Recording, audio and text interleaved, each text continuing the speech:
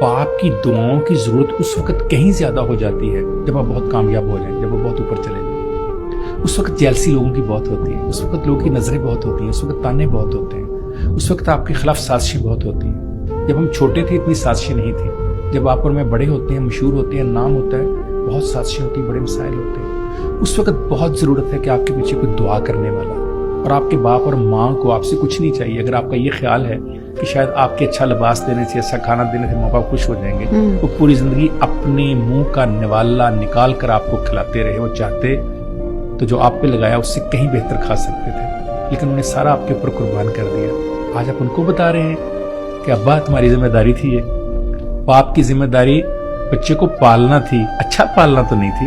تو جو اسے اچھا پالا، اس نے ایک ایک ٹکڑا اپنے جسم سے نکال کر، ایک ایک بوٹی اپنے جسم سے لے کر، خون کا ایک ایک قطرہ نکال کر آپ کے لیے دے دیا۔